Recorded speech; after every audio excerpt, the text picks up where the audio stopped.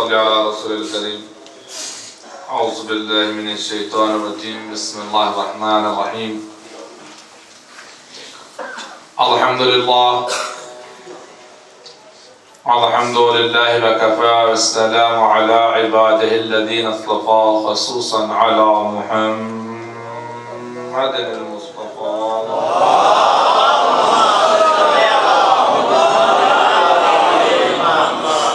أهل بيت الطيبين الطاهرين الشرفاء. أما بعد، بسم الله الرحمن الرحيم. اهدنا الصراط المستقيم صراط الذين أنعمت عليهم غير المغضوب عليهم ولا الضالين. صدق الله العلي العظيم وصدق رسوله النبي الكريم. أما بعد، بسم الله الرحمن الرحيم. إنما يريد الله ليذهب عنكم الرجس أهل البيت ويطهركم تطهيرا.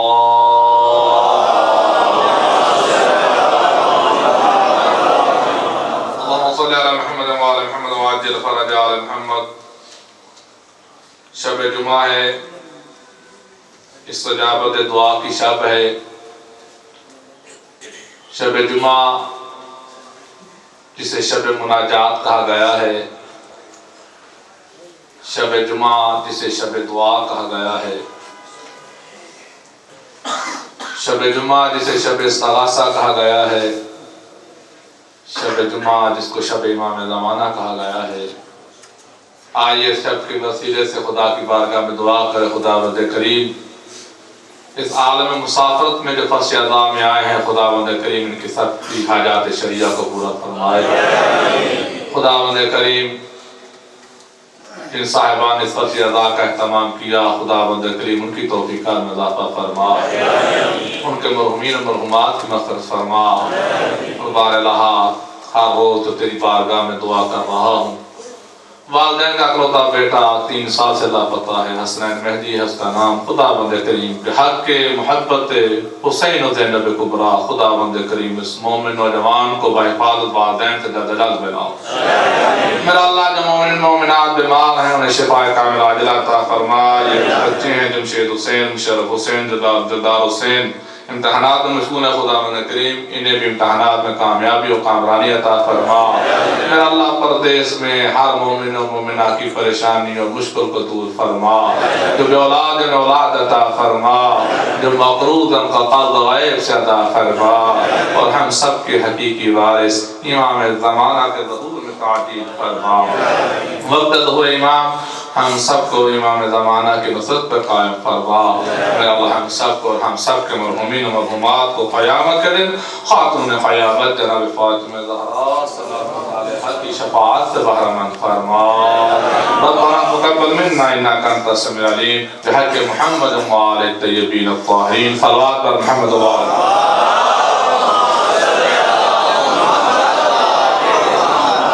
بھائی بلکرام سامن ازاد، اس فرش اعضاء حسینی محمد شاہ میں 1429 ہجری کے اشرائے محرم کے ماہ محرم کے اشرائے آخر کی یا علی اعظم میری آپ سے 8ویں نشست ہے، اور حسب عادت پہلا حصہ مختص ہے معرفت کے عنوان سے.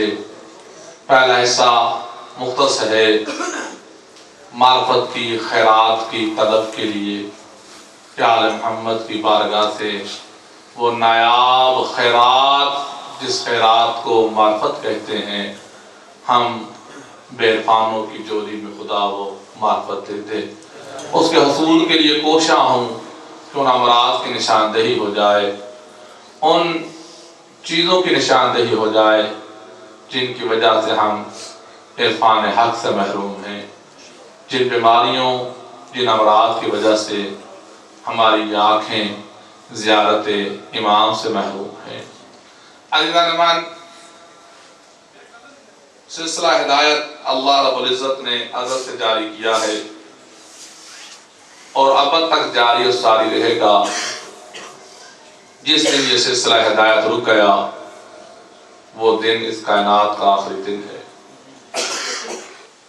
اور ہادی برحق کو خدا نے اپنے علم توحید سے پردہ غیبت کبریٰ میں رکھا، لیکن ان کے پردہ غیبت کبریٰ میں رہنے کے باوجود بھی اس سلسلہ ہدایت کو منقطع نہیں کیا جو اس نے جاری و ساری کیا تھا۔ وہ ہادی برحق قدرت خدا سے حیات جاویدہ اپنائے ہوئے ہے، اور اس ہادی برحق کے انتظار میں کئی انبیاء و اولیاء منتظر ہیں، اور اس ہادی برحق کے انتظار میں خود خدا وحدہ لا شریک بھی ہے۔ لیکن وجہ تاخیر کیا ہے؟ وجہ تاخیر مولا نہیں، ہم۔ کیونکہ ہر دور میں نے کہا مخلصین کی کمی رہی ہے، ہم۔ وجہ تاخیر ظہور کیا ہے؟ ہم ہے اس کی وجہ، کیونکہ جو تخلیق انسانیت کا ایک سلسلہ اللہ نے شروع کیا ہے، اس سلسلے کو عالم الست میں ہی مکمل کر دیا تھا۔ خدا اپنے علم سے جانتا ہے کہ کون ہے جو دنیا میں جا کے مومن رہے گا اور کون ہے جو میرے حکم کی نافرمانی کرے گا۔ اس نے انسان کو مجبور نہیں بنایا۔ یاد رکھیے عزیزان من، اللہ نے انسان کو عقل کی وجہ سے اشرف المخلوقات بنا کے پھر اس کے سامنے سارے رستے رکھ دیے کہ انسان تیری مرضی ہے کہ تم میری نعمتوں کا شکر کرتا ہے، تیری مرضی تو میری نعمتوں کو پا کے میری نعمتوں کا کفر کر۔ وہ ایک سلسلہ تخلیق جو الست سے اللہ نے شروع کیا تھا، اور وجہ تاخیر امام ایک وجہ یہ بھی ہے کہ جب تک وہ آخری مومن جو کسی کافر و مشرک و منافق کی صلب پہ ہے، جب تک وہ آخری مومن دنیا میں نہ آ جائے، امام کے ظہور کی تاخیر کی وجہ یہ بھی ہے۔ اور حقیقت بھی یہ ہے کہ جس علی کی تلوار اتنی عادل ہو کہ علی کی تلوار چلی ہی اس پہ تھی جس کے صلب میں کوئی مومن نہ تھا، تو فرزند امام بھی وہی ہے، تو اس انتظار میں ہے کہ جب تک آخری مومن دنیا میں آ نہ جائے۔ لیکن آئیے دیدان من، ایک عالم دین سید تھے، نجف اشرف روضہ امام امیر المومنین میں نماز پڑھایا کرتے تھے، اور ہر نماز کے بعد وہ درس عرفان دیا کرتے تھے۔ اور ایک دن اور ان درس عرفان، اور جیسے ہمارے یہاں پیش نماز ہوتے تو لوگ کوئی بہت خاص مقتدی ہو جاتے ہیں ان کے، کہ ان کا مصلی آفتابہ جا نماز جوتا وغیرہ پکڑ کے قبلہ کرتے رہتے ہیں، ایسے خاص لوگ۔ اس عالم دین کے بڑے موقع تھے لوگ، ظاہر موقع تو ہونا ہی تھا کہ حرم امیر المومنین میں نماز پڑھاتا ہے اور بعد از نماز مومنین کو درس عرفان دیتا ہے۔ ایک دن اس عالم دین نے درس دیا، اور درس دیتے ہوئے اس نے کہا کہ اے لوگو، امام زمانہ کا آنا جہاں رحمت ہے، وہاں نہ آنا بھی ایک ہمارے لیے رحمت ہے۔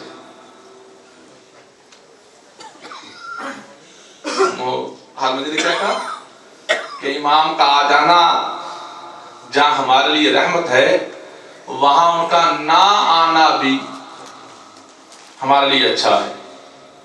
بس جیسے اس عالم دین نے یہ لفظ کہے تھے کہ سارے بندے آگ بگولا ہو گئی، یہ کیا کیسے ہو گیا آج مولانا کو، کیسی بات کرتی اس نے۔ ہم دعائیں کر کر کے تھک رہے ہیں کہ امام آ جائیں، اور یہ کہتے کہ جہاں آنا رحمت ہے وہاں ان کا نہ آنا بھی ہمارے لیے اچھا ہے۔ خاک اچھا ہے، ہم سب امام کے انتظار میں بیٹھے ہیں. امام آئیں گے تو ہماری مشکلیں ختم ہو جائیں گی، امام آئیں گے تو ساری زحمتیں ختم ہو جائیں گی. یاد رکھیے ہم لوگ بھی منتظر ہیں. دیکھنا یہ کس چیز کے منتظر ہیں؟ زیارت امام کے منتظر ہیں یا ان نعمتوں کے منتظر ہیں جو امام کی وجہ سے ہمیں بغیر زحمت کے مل جائیں گی؟ امام کے آنے سے بڑی نعمتیں ایسی ہیں جو بغیر زحمت کے ہمیں مل جائیں گی. اب وہ مومنین اس انتظار میں ہیں کہ امام آئے، ہم دعا کرتے ہیں اور آپ کہہ رہے ہیں کہ نہ آئے تو اچھا ہے. خیر لوگوں نے برا بلا کہا ان کو، والدین خاموشی سے اپنے گھر چلے گئے. بہت تانا دن لوگوں نے کی، کیسا عالم ہے، نماز پڑھاتا تھا اور اچھا درس دیتا تھا، آج اس کے دماغ کو کیا ہو گیا؟ کہہ رہے کہ امام جہاں کا آنا جہاں رحمت ہے وہاں نہ آنا اچھی بات ہے. والدین اپنے گھر چلا گئے. انہوں نے کہا کہ مرید خاص تھا، معتقد خاص، کہ جو ان کا مصلی بچھایا کرتا تھا، جو ان کے لیے وضو کے لیے آفتاب میں پانی بھر کے لا کے آگے رکھا کرتا تھا. اس کو بہت زیادہ غصہ تھا کہ یہ آج ہمارے مولانا نے کیا کہا. اس نے وہ آفتاب اور وہ جانماز ان کا تھا لے کے آیا، ان کے گھر آیا، دست البار کیا، اس مولانا کے منہ پہ پکڑو ادھر رکھو اپنا مصلی، اپنا آفتاب میں نہیں بچھاؤں گا تمہارا، نہ ہی تم نماز پڑھانے آنا. برا بلا کہہ کے چلا گیا. صرف اسی بات پہ کفار مدین نے اتنا کہا تھا کہ امام زمانہ کا جہاں آنا رحمت ہے وہاں نہ آنا ایک بہت اچھی بات. حالانکہ یہ گہری بات کی تھی انہوں نے جس کے مفہوم کو لوگ سمجھ نہ سکے. یہ آفتاب اٹھانے والا، یہ وضو کے لیے پانی بھر کے لانے والا، یہ ان کا جانماز بچھانے والا، آگے پیچھے بہت خاص، ان کو برا بلا کہہ کے اپنے گھر چلا گیا. اب خواب میں اس کو زیارت امام ہوئی. امام اس نے دیکھا کہ امام ظہور فرما رہے ہیں تو اس نے بڑھ کے امام کی بیعت کرنا چاہی. تو امام نے کہا پہلے تو تطہیر کر، جو تیری اولاد ہے اسے قتل کر، یہ تیری اولاد ہے. اور جو تیری بیوی ہے یہ تیری بیوی نہیں، یہ تیری بہن ہے جس کے ساتھ تیرا نکاح ہوا ہے، یہ تیرا نکاح ہی نہیں.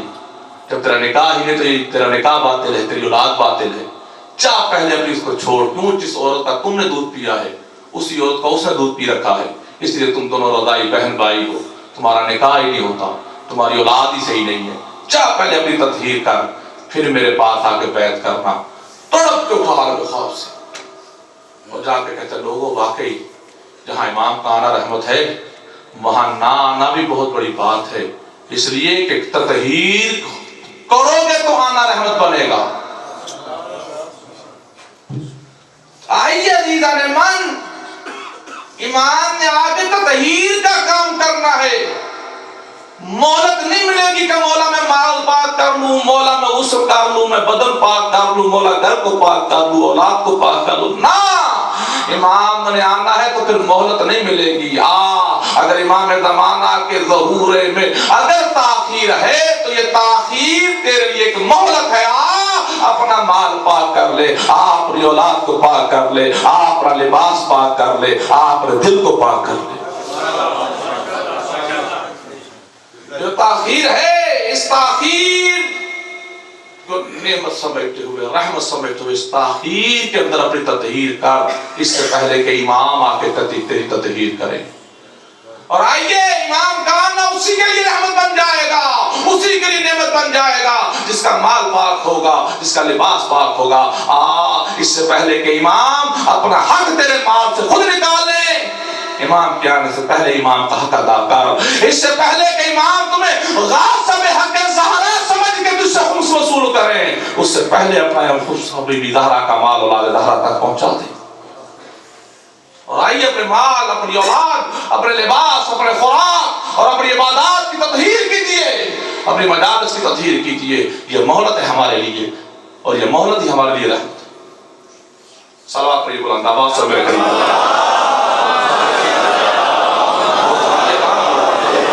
آگے کے تشریف لائیے، صلوات پڑھیے بلند آواز سے تاکہ گفتگو شروع کریں.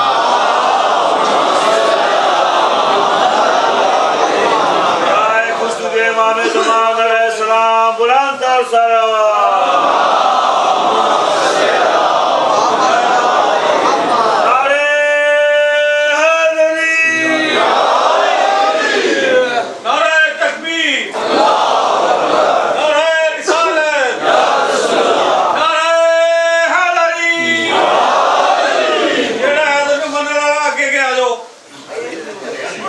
کیڑا ہے صلوات پڑھیے بلند آواز سے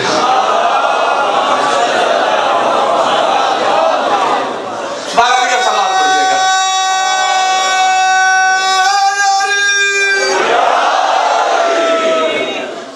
اهدنا الصراط المستقيم صراط الذين انعمت عليهم اے اللہ ہمیں سیدھی راہ دے ان لوگوں کی سیدھی راہ جن پر تیرا انعام ہوا جن پر تیری نعمتیں ہوئیں غیر المغضوب جن پہ تو کبھی غضبناک نہیں ہوا ولا الضالین اور جو کبھی بھی گمراہ نہیں ہوئے ہر بندہ نماز میں اللہ رب العزت سے کہہ رہا ہے کہ مجھے سیدھی راہ دے اور سیدھی راہ ان کی جن پہ تیرے انعام ہوئے جن پہ تیری نعمتیں ہوئی تو ابھی تک لوگوں کو صراط مستقیم نہیں ملی اس کی وجہ کیا کہ لوگوں کو وہ صاحبان انعام نہیں ملے اور صاحبان انعام نہیں ملے اس کی وجہ کیا ہے کہ لوگوں کو ابھی تک اتنا نہیں پتا انعام کسے کہتے ہیں نعمت کسے کہتے ہیں تو ہم نے پیچھے ساتھ گفتگو کی اس گفتگو میں نے پیش کیا آپ کی خدمت پہ کہ نعمت کیا ہے کل بات ہو رہی تھی نعمت کی تو لوگوں نے جنت کو بھی نعمت سمجھا ہوا جنت کیا ہے نعمت مانتا ہوں کہ جنت نعمت ہے تو یا اللہ ہمیں سیدھی راہ دکھا جن پہ تو نے نعمتیں کی ہیں تو پھر ترجمہ کرنے کا حقدار ہوں نا کہ یا اللہ ان کی راہ دکھا جن کے لیے تو نے جنت بنائی ہے جو چیز نعمت ہے جن پہ جو نعمتیں آئی جن پہ بھی جنت نعمت ہے اور اس نعمت کے اندر اتنی نعمتیں ہیں کہ ان نعمتوں کو دیکھتے ہوئے ہر بندہ جو بھی جنت کا نام سنتا ہے اس کی راج پکتی ہے جنت کی حوریں جنت کی شراب جنت کا شہد جنت کے دودھ اور مقصورات خیام لہریں بحریں سب اس کے اندر ہے جسے جنت کہتے اور پھر مزے کی بات یہ ہے کہ وہ جنت جیسی نعمت بھی اتنی آسان نہیں اس کو اتنا مشکل بنا دیا کہ اعمال کے اندر جنت ہے روزوں کے اندر جنت ہے اور پھر ایک بات کہتی کہ تلواروں کے نیچے جنت ہے تلوار کے نیچے جنت ہے میدان میں جا کے لڑو پھر جنت ہے میدان میں جا کے لڑ کے شہید ہو جان دو تو پھر جنت ہے یعنی جنت جیسی نعمت کو پانے کے لیے اللہ نے بتایا کہ جنت کہاں ہے تلواروں کے سائے کے نیچے جنت ہے اب دنیا نے سب تلواروں کے سائے کے نیچے جنت ڈھونڈنی شروع کر دی حالانکہ اس تلوار کو نہیں سمجھا جس کے نیچے جنت تھی بات تو کہہ دیا کہ جنت تلواروں کے سائے کے نیچے جنت میدان جنگ کی جنت میدان کے اندر مر جانے کے نام جنت مر جاؤ گے شہید ہو جاؤ گے جنت ملے گی میدان میں ٹکے رہو گے جنت ملے گی تو جنت کو اللہ نے شروع میں پھر پیش کیا تو اس کے لیے میدان رکھا کہ میدان میں قائم رہنے سے تمہیں جنت ملے گی تلوار کے سائے میں رہنے سے تمہیں جنت ملے گی میدان میں شہید ہو جانے سے تمہیں جنت ملے گی اور اسی جنت کے حصول کے لیے لوگ کوشاں رہے اور ایک دن ایک مشرک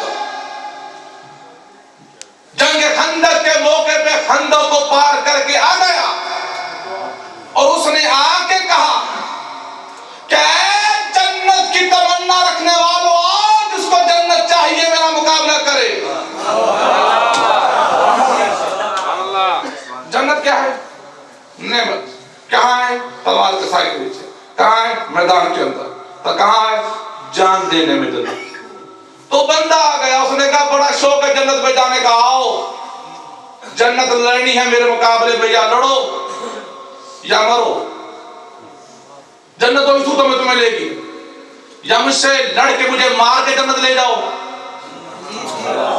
یا میرے ہاتھ کو مار کے جنت لے جاؤ اب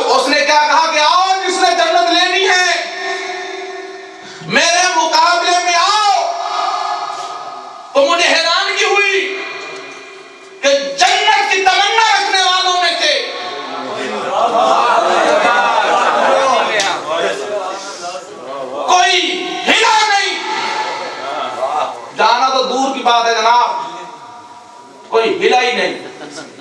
اچھا ایک جنگ یہ ہے کہ جس میں جنت کی دعوت مل رہی تھی اور جنت کی تمنا رکھنے والوں میں سے کوئی ہلا نہیں, اور ایک جنگ اور ایسی تھی کہ جس میں جنت کی تمنا رکھنے والا کوئی ٹکا ہی نہیں.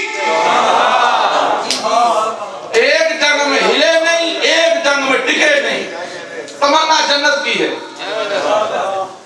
ایک جنگ میں, اور جس میں ٹکے نہیں اس میں نبی بلاتے رہے کہ آ جاؤ آ جاؤ آ جاؤ, لیکن لوگوں کے ذہنوں میں ایک آواز پڑ چکی تھی. وہ آواز کیا تھی؟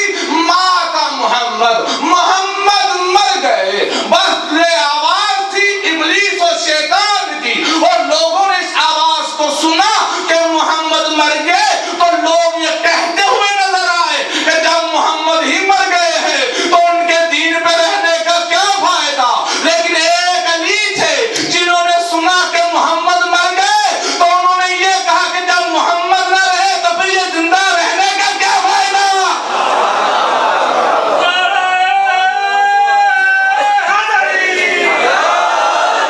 اور کچھ ہی دیر کے بعد پھر اسی علی نے بازو سے بلند کیا نبی کو اور آواز دی حیات محمد. لوگوں پلٹا محمد زندہ ہے. تو حد کے میدان میں دو آوازیں آئی. ایک آواز تھی مات محمد, محمد مر گئے. ایک آواز تھی حیات محمد, محمد زندہ ہے. تو کسی نے وہ آواز سنی, کسی نے یہ آواز سنی.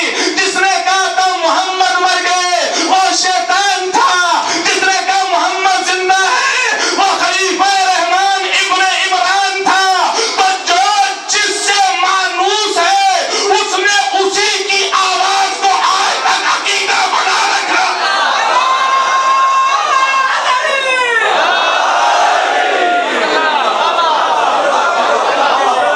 جو جس نے اسے آواز آئی, اور پھر وہ جس نے اٹھایا تھا مصطفیٰ کو, ایک ہاتھ مصطفیٰ اٹھا کے وہ دکھا رہا ہے دیکھو محمد زندہ ہے, اور ایک ہاتھ سے تلوار سے لڑ رہا ہے. جنت کس میں ہے؟ تلواروں کے سائے کے نیچے ہے. بس لڑتے لڑتے تلوار ٹوٹ گئی. تلوار ٹوٹ گئی, علی نہیں ٹوٹے. بھائی تلوار ٹوٹ گئی, علی نہیں ٹوٹے. پھر دوسری لی, وہ بھی ٹوٹ گئی. کئی جب تلوار, آخری تلوار جب علی کی ٹوٹی تو آخری تلوار ٹوٹی ہوئی علی نے رسول کو دی, یا رسول اللہ یہ ٹوٹ رہی ہے, میں نہیں ٹوٹ رہا. تو علی نے ٹوٹی تلوار کو لے کے اللہ کے نبی نے کہا, اللہ جب تلواروں کے سائے کے نیچے تو نے جنت رکھی ہے تو اس مشکل ماحول میں تو ایسی تلوار بیچ جو اس کی طرح مضبوط اور قیم ہو. بس محسوس فرماتے ہیں کہ ملل اعلیٰ سے جبریل ایک تلوار لایا اور ایک کہتا کسیتا آیا, کیا لا فتح الا علی لا سیف الا ذوالفقار, کہ ذوالفقار جیسی تلوار کوئی نہیں, علی جیسا شاہکار کوئی نہیں.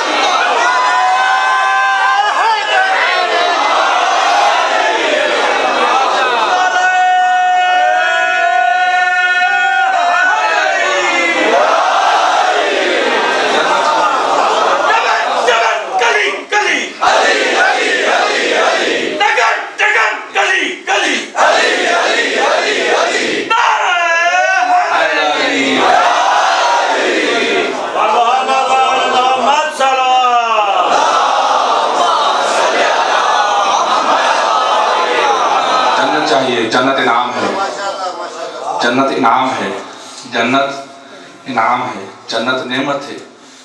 تو آپ بندے نے کہا آؤ جس نے جنت لینی ہے, آؤ مجھ سے لڑو, لڑ کے میرے ساتھ, مجھے مار کے جنت لے لو یا میرے ہاتھ مر کے جنت لے لو.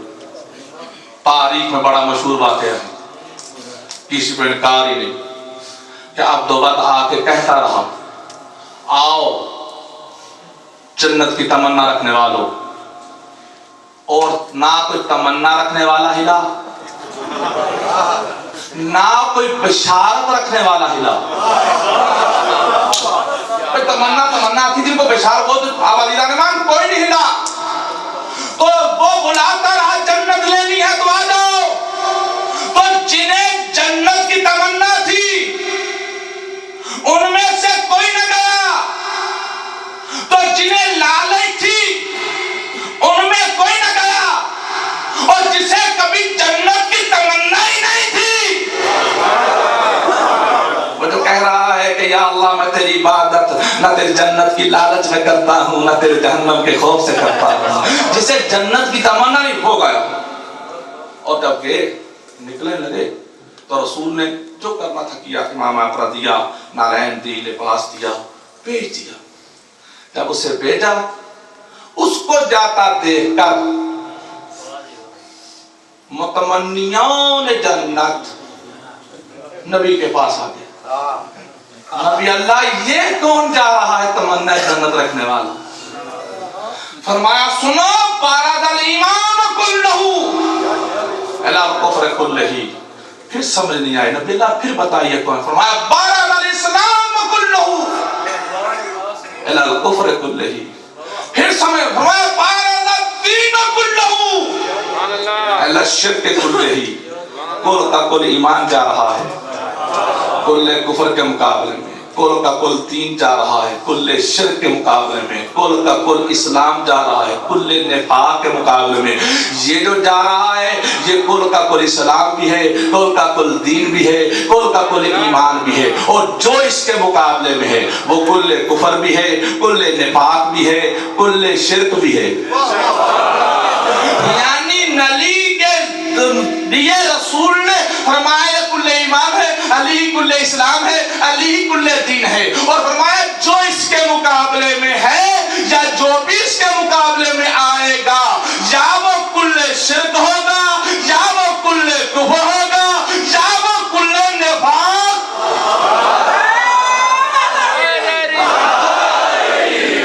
یہ کل ایمان, کل اسلام, کل دین. وہ کون؟ کل کفر, کل نفاق, کل شرک. اب کل کفر اور کل ایمان کا مقابلہ ہو. اب کل ایمان, کل اسلام, کل دین, کل شرک پہ, کل کفر پہ, کل نفاق پہ غالب آ گئے. گرا دیا اس کو. اس کے سینے پہ بیٹھے تلوار کھینچ کے چلانا چاہتے تھے کہ کل کفر نے, کل نفاق نے, کل شرک نے اپنی اصلیت دکھائی کہ اس نے امیر المومنین کے چہرے کی توہین کی. جیسے توہین کی چلتی تلوار کو روکا. دشمن کو لٹا کے تلوار چلا دینا واقعی جہاد ہے. چلتی تلوار کو روکنا جہاد اکبر ہے. چلتی تلوار روکی, روک کے اٹھے, اٹھ کے اس کی تلوار اس کو دی. کہا پھر دوبارہ آ, تو پھر دوبارہ آ. جنت چاہیے لوگوں کو. جنت میدان میں ہے, جنت تلواروں کے سائے کے نیچے ہے. زیر دشمن کو, قابو میں آئے دشمن کو, شکنجے میں پھنسے ہوئے دشمن کو علی نے اٹھایا, تلوار دی اس کی. آؤ اسلام کا دار کے ذریعے پھیلا. اس نے پوچھا یا علی یہ کیا؟ مجھے بھی تلوار دے کے مارنے کی بجائے مجھے زندگی دے رہے ہو. مجھے فرمایا دیکھ میں ولی ہوں جس نے اپنی ذات کے لیے کبھی کسی کو کچھ نہیں کہا. میں ولی ہوں جس نے اپنی ذات کے لیے کبھی کسی کو کچھ نہیں کہا. میں نے ہمیشہ جس کو مارا ہے یا اللہ کے لیے یا اسلام کے لیے. جب میں تلوار تیرے اوپر رکھ رہا تھا تو وہ تلوار تھی خدا, رسول اور اسلام کے لیے, لیکن تو نہیں کرتی توہین میری. اگر میں تلوار چلاتا تو اس میں میرا ذاتی غصہ بھی شامل ہوتا اور میں علی اپنی ذات کے لیے کسی کو کچھ نہیں کہتا. اور اسلام کردار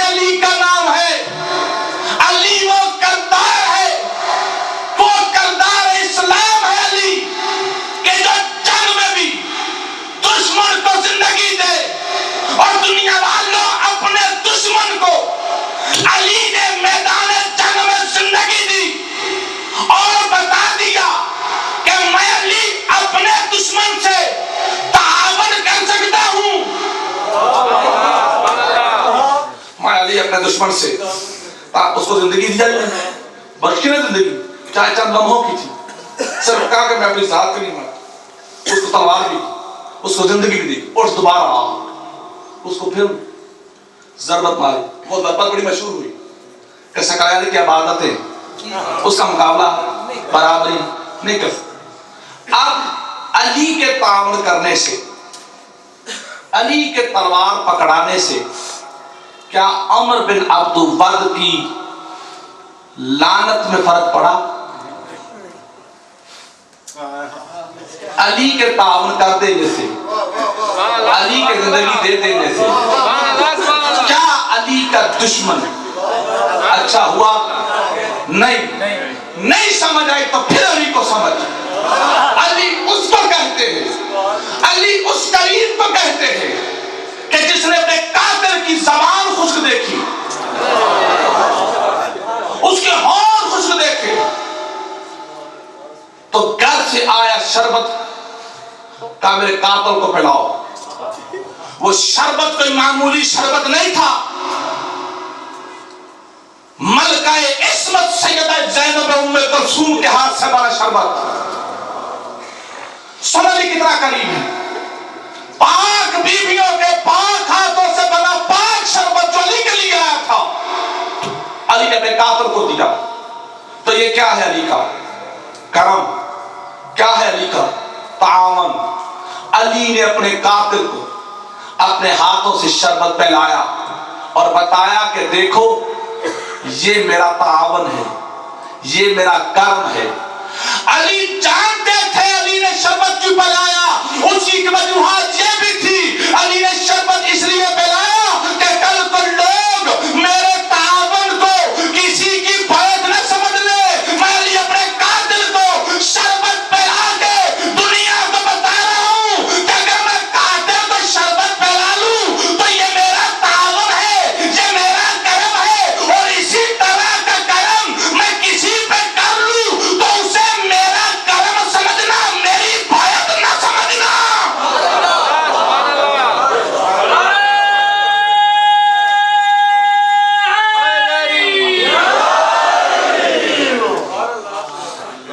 لوگ پڑھتے ہیں علی وہ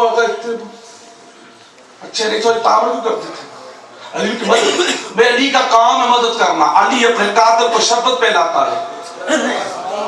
علی اپنے دشمن کو تلوار دے کے کہتے دوبارہ آ. علی زندگی دیتا ہے. یہ ہے کردار علی. اور اگر لوگوں کو پھر اطمینان نہیں کہ اگر وہ اچھے نہ تھے تو علی تعاون کیوں کرتے تھے؟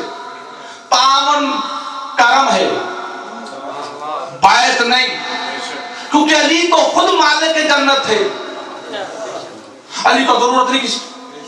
آپ سننا اس منظر پہ بات تو دیکھو بٹھاتے ہوئے پھر آجا مارو آلہ پہ اللہ نے کہا سجدہ کرو.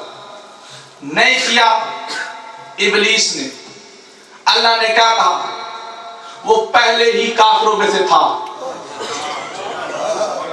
اگر وہ اتنا برا تھا چلو نبی کو تو علم غیب نہیں اللہ کو تو تھا کہ یہ اتنا برا ہے. پھر اللہ نے پاک لوگوں میں رکھا اس کو. پھر اللہ نے ملائکہ میں رکھا اس کو. پتا تھا کہ یہ ایسا نکلے گا. بھائی غور کریں لوگ بڑے پریشان نبی اگر وہ ایسے تھے ایسا کیوں ہوا ایسا پتا. اللہ کو بھی پتا تھا کہ شیطان ایسا ہوگا. پھر اللہ نے اس کو نمازیوں میں رکھا. اللہ نے اس کو فرشتوں میں رکھا. جب اس کی اصلیت سامنے آ گئی جب اس کا کفر و نفاق سامنے آ گیا تو اللہ نے کہا قال فخرج نکل جا. تو صاغرین میں سے ہے. تو چھوٹے لوگوں میں سے ہے. تو گھٹیا لوگوں میں سے ہے. تو ذلیل لوگوں میں سے ہے. فخرج نکل جا. इन्नका मिन अस्सागिरीन, तू छोटे लोगों में से है, तू घटिया लोगों में से है, तू जलील लोगों में से है। या अल्लाह, जब वो था ही जलील लोगों में से, जब था ही घटिया लोगों में से, फिर अच्छे लोगों में क्यों रखा? अब अजीज़ान ने उसको निकाला अल्लाह ने, वो निकला, लेकिन कहता निकला, काला अंज़िरनी इला यौम युबअसून, ऐ अल्लाह मुझे मोहलत दे उस वक्त तक के लिए जब तू लोगों को दोबारा कब्रों से उठाएगा। तो कहा ठीक है, मैं तुझे मोहलत देता हूं, तू मोहलत याफ्ताओं में से है। ताकत थी अल्लाह के पास कि उसी वक्त उसको सजा देता। मोहलत दी अल्लाह ने अपने दुश्मन को, काला इन्नका मिनल मुंज़रीन, कि तू मोहलत याफ्ताओं में से है। उसने मोहलत मांगी, अल्लाह ने दी। ताकतवर है अल्लाह, कुल्लु शैन कदीर था अल्लाह, लेकिन अपने दुश्मन को उसने ताकत दी, अपने दुश्मन को उसने मोहलत दी। तो यानी ताकत होते हुए, इख्तियार और कुदरत होते हुए अपने दुश्मन को छूट दे देना, इसी को सुन्नत इलाहिया कहते हैं। ताकत होते हुए, इख्तियार होते हुए अपने दुश्मन को कुछ न कहना, इसी को करम कहते हैं। अब अगर दुनिया कहे कि अली अगर ताकतवर थे तो हुकूमत ली क्यों नहीं, उनसे सवाल करो कि अल्लाह ताकतवर था तो उसने शैतान को छुट्टी क्यों दी? ये उसका करम है, तो ये उसके बंदे का करम है। आओ अजीज़ान मन, अब शैतान जालीन है, और शैतान के जालीन होने में किसी को शक नहीं, शैतान के मग़लूब होने में किसी को शक है। सबको पता है कि वो गज़ब इलाही का शिकार है, सबको पता है कि वो जालीन है। अब वो जालीन कैसे बना? इनकार तो किया उसने, तो इनकार तो कई लोग कर रहे हैं। भाई शैतान ने इनकार किया था, लेकिन जालीन कैसे बना? आओ जालीन की पहचान कुरान दे रहा है। वो मग़ज़ूब तो बन गया, लानत तो पड़ गई उस पे, तो वो क्या हुआ? मग़ज़ूब। गज़ब इलाही का शिकार हो, वो क्या है? मग़ज़ूब। लेकिन जालीन तो गुमराह। तो ये गुमराह कैसे हुआ, इस पे तवज्जो करनी है। जैसे मग़ज़ूब हो के वो निकला, तो निकलते हुए उसने पता क्या कहा? फाबिमा अग़वैतनी, ऐ अल्लाह तूने मुझे गुमराह किया। फाबिमा अग़वैतनी, सूरह आराफ में इस वाक़े को पढ़ा और गौर करना लफ्ज़ों पे। गलती उसने खुद की और कहता है गुमराह तूने किया। भाई गुनाह क्या कह रहे हैं कि इनकार खुद किया, मग़ज़ूब होकर जब निकला तो ये क्या मोहलत भी मिल गई, और जब मोहलत मिल गई, छूट मिल गई, और यौम युबअसून तक उसको मोहलत मिल गई और मोहलत याफ्ताओं में से हो गया। लेकिन वो एक बकवास करता हुआ निकला। उसने क्या कहा? फाबिमा अग़वैतनी, फाबिमा अग़वैतनी, ऐ अल्लाह तूने ही मुझे गुमराह किया, ऐ अल्लाह तूने ही मुझे गुमराह किया। यानी कायनात में पहला शैतान है जिसने गलती खुद की, इल्जाम अल्लाह को दिया, गुनाह खुद किया, इल्जाम अल्लाह को दिया। यानी ये शैतान ही का अकीदा है कि अल्लाह ही गुमराह करता है। तो अज़ीज़ान मन, अगर जालिम की पहचान देखनी है तो शैतान को देखो कि उसने क्या कहा? गलती खुद की, इल्जाम अल्लाह पे दिया कि तूने मुझे गुमराह किया। तो बस जो भी ये कहे कि शर अल्लाह की तरफ से है, समझना उसका मुर्शिद शैतान है।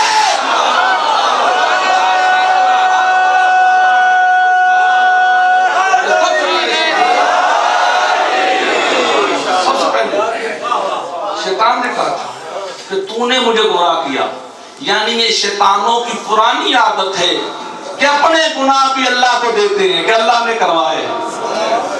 اور یہی وجہ ہے عزیزان من، یہ عقیدہ شیطانی ہے، اور اسی عقیدہ شیطانی کے تحت لوگوں نے عقیدہ بنا لیا جو کرتا ہے اللہ کرتا ہے۔ اور شیعوں کیوں روتے ہو؟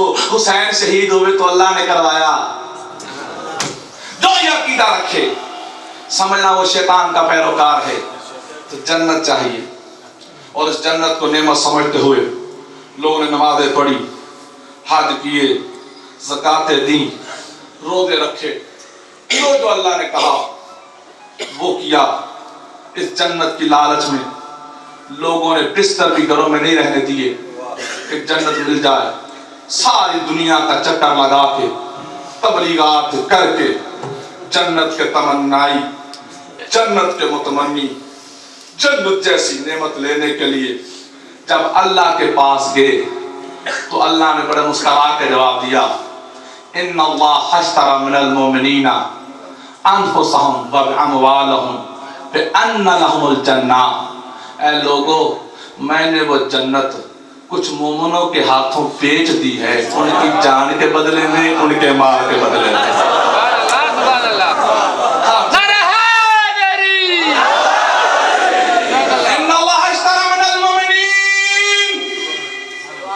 اللہ نے سودا کر لیا ہے انفسہم، جانوں کے بدلے میں، واموالہم، ان کے مالوں کے بدلے میں، بِأَنَّ لَهُمُ الْجَنَّةِ، جنت کے بدلے میں۔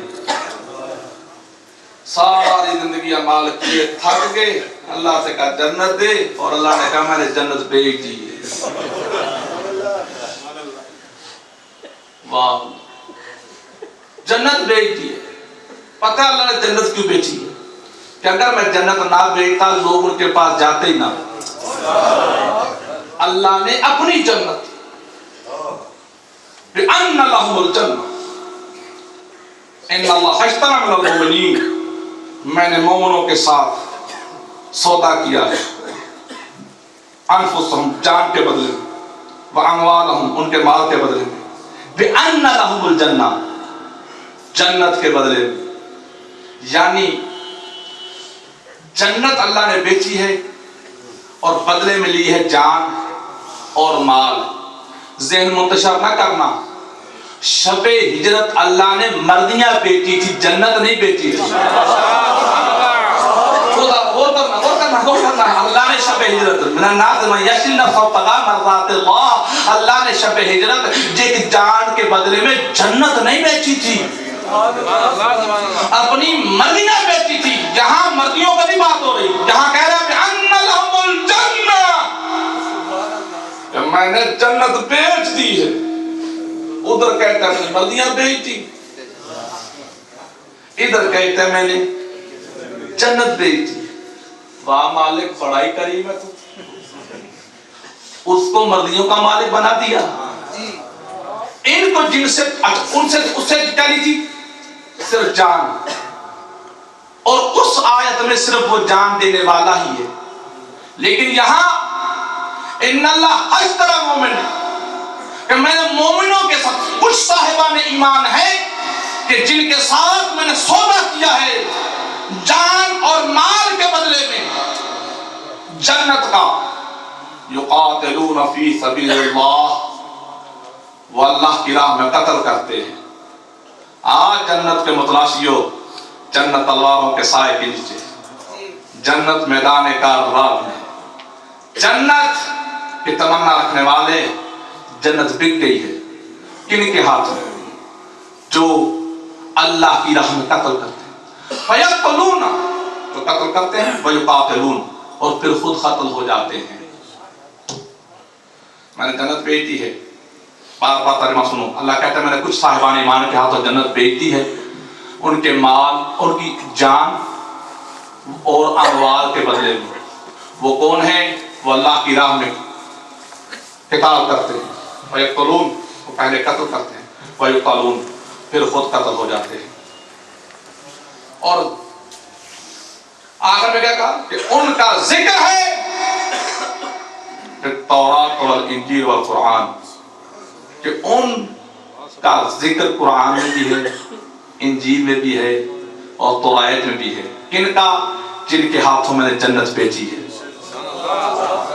آپ مالک تو نے جنت بیچی تو ظاہر ہے تیری جنت طاہر ہے، تیری جنت پاک ہے، تو ظاہر ہے جن کے ہاتھوں تو نے بیچی ہے ان کی جان بھی پاک ہوگی، ان کا مال بھی پاک ہوگا، تو ظاہر ہے جب جان و مال پاک ہے تو وہ طاہر بھی ہوں گے، مطہر بھی ہوں گے، یعنی جن کے ساتھ اللہ نے جنت بیچنے کا سودا کیا ہے نا وہ طاہر و مطہر ہیں، نجس نہیں ہیں۔ جن کے ہاتھوں اللہ نے جنت بیچی ہے کیونکہ جنت پاک ہے تو ظاہر پاک لوگوں کے ساتھ سودا کیا اللہ نے، یعنی جن کے ہاتھوں جنت بیچی ہے ان میں رجس کوئی نہیں۔ لیکن مالک بندہ کوئی چیز تبھی بیچتا ہے جب اسے دوسری چیز کی ضرورت ہو۔ جنت کا بھی تو مالک ہے، ان جانوں کا بھی تو ہی مالک ہے، ان مال کا بھی تو ہی مالک ہے۔ جب سب چیزوں کا مالک تو ہے تو پھر یہ کیوں بیچی؟ کہا میں نے صرف لفظ سودے کا، خرید و فروخت کا اس لیے استعمال کیا کہ یہ عرب اپنی طرف سے بڑے سوداگر بنتے ہیں، یہ بڑے سوداگر تھے، کاروباری لوگ تھے، کھجورے دے کے گندم لینے کے عادی ہیں، 300 کی لے کے 900 کی بیچنے کے عادی ہیں، یہ کاروباری لوگ ہیں، تو میں نے بھی ان کے درمیان کاروباری بات اس لیے کی ہے کہ دیکھو میں نے جنت بیچی ہے جان کے بدلے میں اور مال کے بدلے میں، ان کی جان چونکہ بک چکی ہے میرے آگے اس لیے میں ان کی جان کا بھی مالک ہوں، مال کا بھی مالک ہوں، میں اس لیے ان کی جان اور مال جہاں استعمال کروں ان کو اعتراض نہیں ہوتا، اور میں نے جنت بیچی ہے ان کو اس لیے وہ میری جنت کے مالک ہے، اب وہ جسے چاہے دے مجھے اعتراض نہیں، چاہے خود بانٹتے پھرے چاہے ان کا غلام بیلول بانٹتا پھرے۔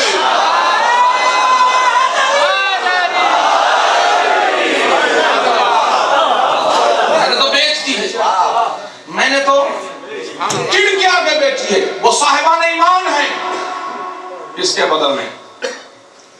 جان کے بدلے میں اور مال کے بدلے میں۔ وہ کون ہیں؟ جو اللہ کی راہ میں قتل کرتے ہیں، جو پہلے قتل کرتے ہیں پھر قتل ہو جاتے ہیں، اور ان کا تذکرہ تورات میں بھی ہے، انجیل میں بھی ہے، زبور میں بھی ہے، یعنی جن لوگوں کے ہاتھوں اللہ نے جنت بیچی ہے نا ان کا تذکرہ انجیل میں بھی تھا، تورات میں بھی تھا، اور قرآن میں بھی ہے۔ پوری دنیا میں کوئی دعویٰ نہیں کر سکتا کہ ان آیات کے مصداق ہم ہیں سوائے کربلا والوں کے، سوائے کربلا والوں کے اس آیت کا کوئی مصداق نہیں۔ دیکھو قرآن خود کہہ رہے ہیں کہ ہم نے جب سودا کیا صاحبان ایمان کے ساتھ انفسہم ان کی جان کے بدلے میں، واموالہم ان کی اموال کے بدلے میں، بان لہم الجنہ جنت کے بدلے میں، یعنی جن لوگوں کو اللہ نے جنت بیچی ہے نا انہوں نے جان پہلے دی ہے، مال بعد میں دیا ہے۔ انہی لفظوں پہ غور کر، جن لوگوں کے ہاتھوں اللہ نے جنت بیچی ہے نا انہوں نے جان پہلے دی ہے، مال بعد میں دیا ہے۔ حالانکہ دنیا کے باقی لوگ مال پہلے دیتے ہیں، جان بعد میں دیتے ہیں، لیکن جن کے ہاتھوں اللہ نے جنت بیچی ہے نا انہوں نے جان پہلے دی ہے، مال بعد میں دیا ہے۔ اب پتہ چلا عصر عاشور تک جانے دیتے رہے، شام غریبہ کو مال دیتے رہے۔ دکھاؤ مسلمان، مجھے ایسا کرو دکھاؤ جس نے جان پہلے دی ہو مال بعد میں دیا ہو۔ وہ کربلا والے ہیں جنہوں نے جانیں پہلے دی مال بعد میں دیا، اور یہی دکھ ہے کہ مسلمانوں نے جس انداز سے وہ مال لیا، جس انداز سے وہ مال لوٹا گیا، انہوں نے اللہ کی راہ میں جانیں پہلے دی ہیں، اللہ کی راہ میں مال بعد میں دیا ہے۔ पता है कैसा कीमती माल था? उस माल में चादर ततहीर भी है, उस माल में दुर्रे नायाब सैयदा सकीना भी है, उस माल में अली असगर का दूल्हा भी है।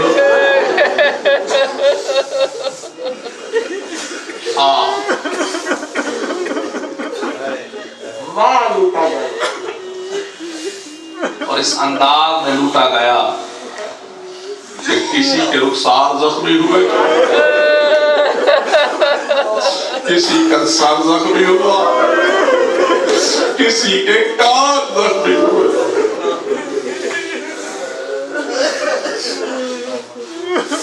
एक मलून कहते सुरबाल क्या क्या लुटा गया।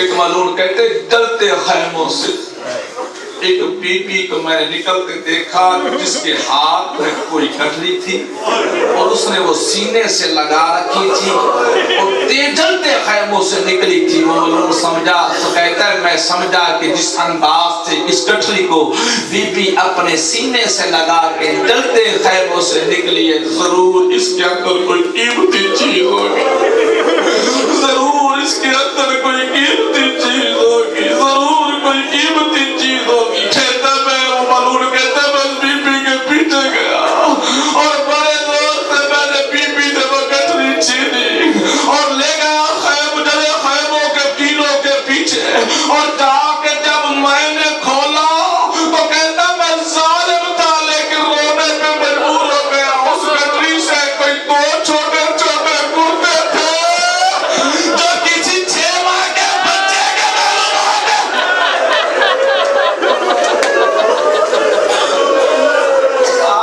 जिनके हाथों जन्नत बिकी है उन्होंने माल दिया है। माल दे दे के ली की बेटी थक गई, बच्चों को इकट्ठा करके ले आई और फिर अली की बेटी पहरे देने के लिए खड़ी हो गई। सुन सब्र इस्तकलाल ज़ैद बिन कुबरा, जिसके ओनो मोहम्मद मारे गए, जिसके अब्बास के बाबू कलम हो गए, जिसकी 18 बरस की जवानी अली अकबर रेगे करबला पे बर्छी खा चुका, जिसका हुसैन गला कटा चुका, जिसकी रदा लुट चुकी, जिसके बच्चे यतीम हो चुके, नेज़े की चली हुई चोब को टूटे हुए नेज़े को लेके अली की बेटी ने पहरे देना शुरू किए। बस पहरे दे रही थी कि कोई घुड़सवार आता नजर आया। उस लम्हे राह इलाही में माल देने वाली ज़ैनब ने यही कहा, ए आने वाले अब हमारे पास लुटाने के लिए कुछ नहीं बचा। घुड़सवार बढ़ता आया, बीबी ने कहा रोकती रही, वो न रुका, करीब आ गया तो बीबी ने कहा घुड़सवार रुक जा, मैं अब्बास की बहन हूँ। घुड़सवार नहीं रुका, बीबी ने कहा रुक जा, मैं हुसैन की बहन हूँ। घुड़सवार नहीं रुका, बीबी कहती है रुक जा, मैं अली की बेटी हूँ। जैसे कहा ना मैं अली की बेटी हूँ, घुड़सवार इशारा करके कहता बीबी बता तू किसकी बेटी है? मेरी आगे दादी कहती है मैं अली की बेटी हूँ। फिर इशारा किया बता किसकी बेटी है? बीबी कहती मैं अली की बेटी हूँ। जब बीबी ने कहा फिर खामोश होकर कहती है बीबी कह घुड़सवार तू जो बार बार मेरे बाबा अली का नाम पूछता है, बता तेरा मेरा बाबा से रिश्ता क्या है? बस ये कहना था तो उस घुड़सवार ने अपना नकाब पहना, जैसे नकाब पहना बीबी की नजर बाबा के चेहरे में पड़ी तो बेख्याल बीबी आंचल में बैठे चले खैमों में आ गई। कहा बीबी हो किसी के पास कोई तली चादर बच गई हो तो मुझे दे दो, मेरा बाबा ले आया।